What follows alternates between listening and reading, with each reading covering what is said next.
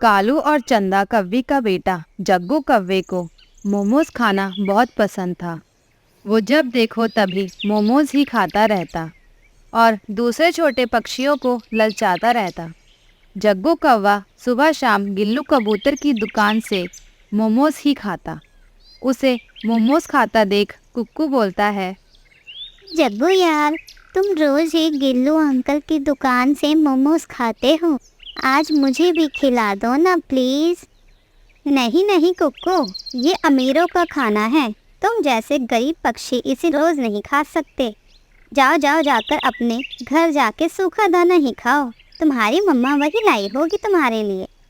इतना कहकर जग्गू कौवा हंसने लगता है। बड़ा आया मोमोज खाने वाला, चल भाग यहाँ से।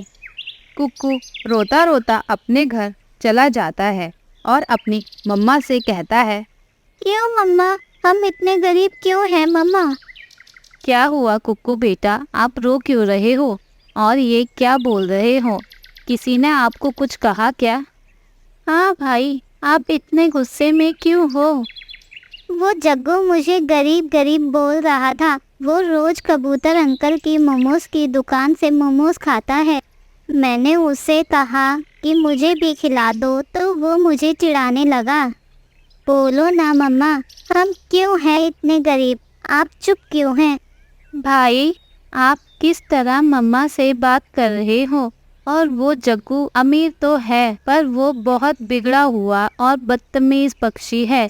गुड़िया कुक्कू को बहुत समझाती है।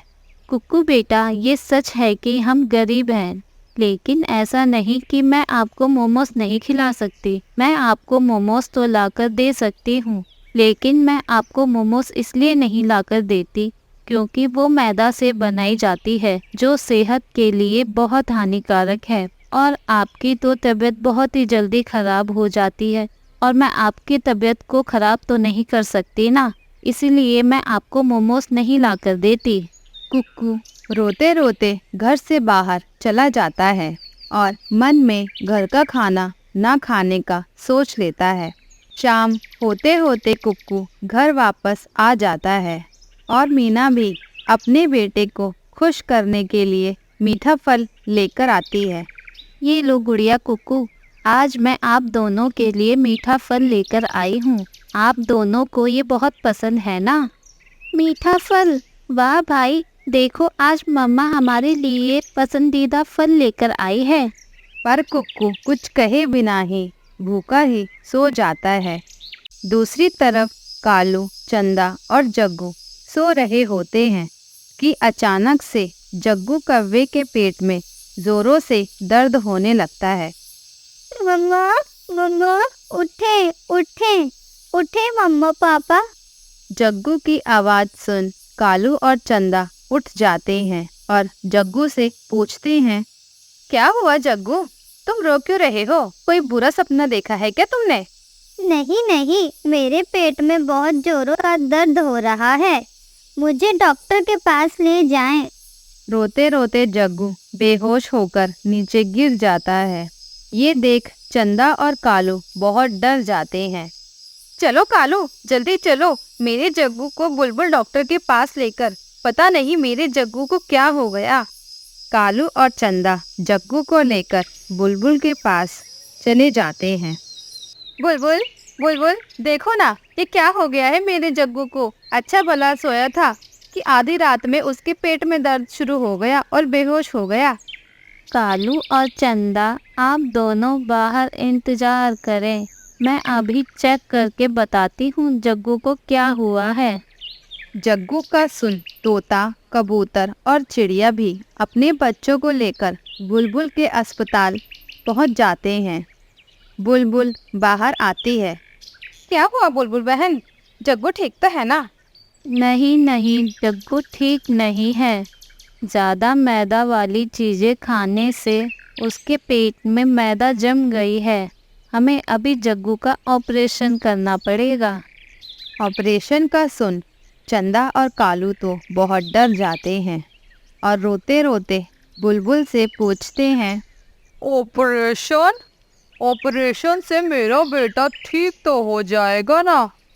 ठीक तो हो जाएगा जग्गू, लेकिन आपको ध्यान रखना होगा कि जग्गू फिर कभी बाहर की चीजें ना खाए। हाँ बुलबुल, मैं पूरा ध्यान रखूंगी और जग्गू को घर का ही भोजन खिलाऊंगी। चंदा बहन, बुरा ना मानना, पर आपको शुरू से ही जग्गू का ध्यान रखना चाहिए था। उसे हर वक्त बाहर का खाना खाने नहीं देना चाहिए था। चंदा और कालू चुपचाप सबकी बातें सुनते। आगे कहानी देखने के लिए चैनल को सब्सक्राइब करें। बुलबुल जग्गू का ऑपरेशन कर देती है।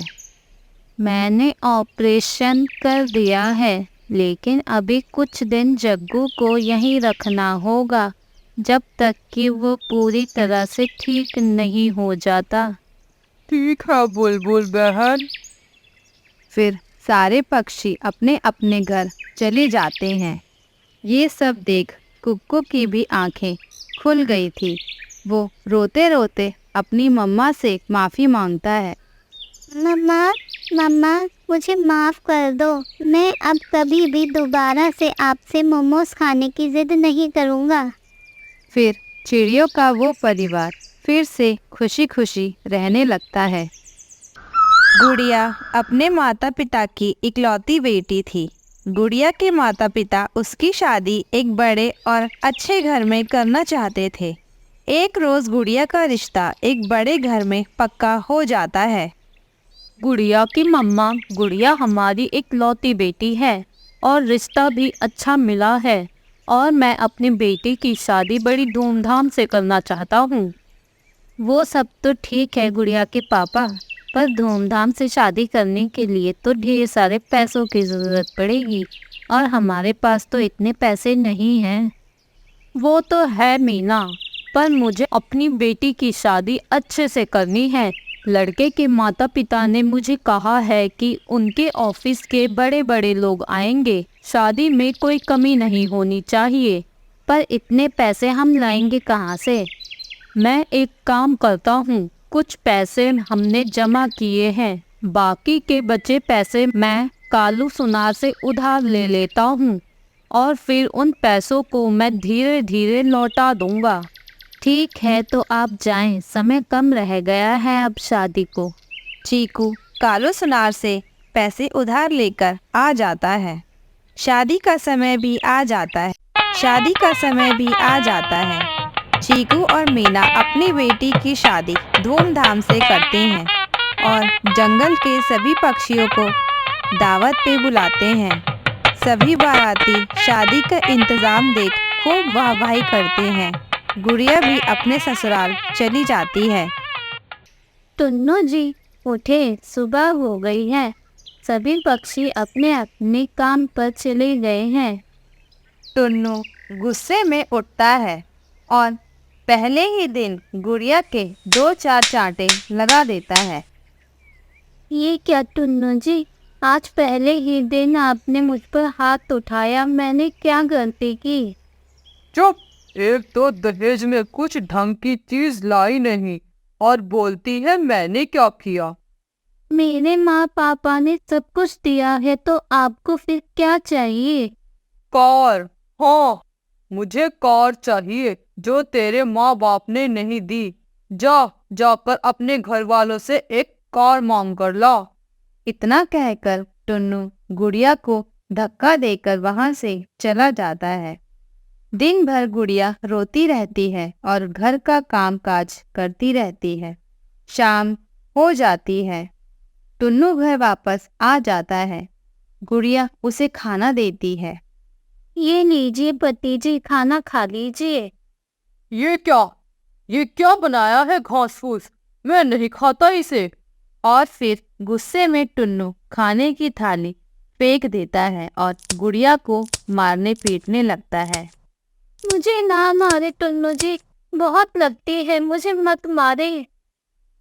मैंने कहा था ना, मुझे कार चाहिए, अभी तक लाई नहीं तुम मेरी कार।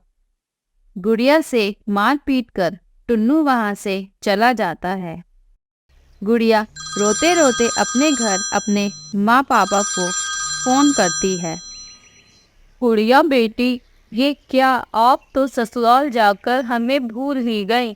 सुबह से अब फोन किया है आपने और हमारा फोन भी नहीं उठाया। गुड़िया रोते रोते बोलती है। पापा, पापा आप मुझे आकर यहाँ से ले जाएं। आज पहले ही दिन टुन्नू जी ने मुझे बहुत मारा।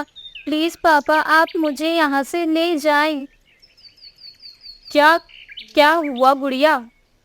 क्यों मारा आपको टुन्नू जी ने? वो कहते हैं तुम्हारे माँ पापा ने मुझे दहेज में कार नहीं दी, जाकर अपने घर वालों से कार मांग कर लाओ। आप प्लीज मुझे यहाँ से ले जाए, मुझे यहाँ नहीं रहना। ठीक है बेटी, अब तो रात हो गई है, मैं सुबह आपको लेने आता हूँ और टुन्नू से बात करता हूँ। आगे कहानी देखने के लिए चैनल को सब्सक्राइब करें। इतना कहकर वो फ़ोन रख देते हैं, पर उन्हें क्या पता था कि इस रात में कुछ ऐसा हो जाएगा जिसकी किसी ने कल्पना भी नहीं की थी। देर रात शराब में धुत टुन्नू घर आता है और गुड़िया से कार के लिए लड़ाई करने लगता है। गुड़िया भी गुस्से में बोलती है। नहीं, नहीं देंगे मेरे माँ पापा आपको कोई कार वार। आपके पास किस चीज़ की कमी है? आप खुद ही कार खरीद सकते हैं। इतना ही शौक है तो खुद ही खरीदे कार। गुड़िया के इतना कहते ही टुन्नू गुस्से में बिना कुछ सोचे समझे गुड़िया से हाथापाई पर उतर आता है। गुड़िया भी खुद को बचाने की खूब कोशिश करती है, पर वो करती भी तो क्या, वो टुन्नू से कमज़ोर थी। टुन्नू डंडा जोर से गुड़िया के सर में मार देता है और गुड़िया वहीं मर जाती है। उनका शोर सुन सारे पड़ोसी बाहर आ जाते हैं, जिनमें से एक पक्षी इस बात की खबर पुलिस को देता है और पुलिस आकर टुन्नू को गिरफ्तार कर लेती है। प्यारे दोस्तों, और कहानियाँ देखने के लिए चैनल को लाइक, शेयर एंड सब्सक्राइब करना ना भूलें।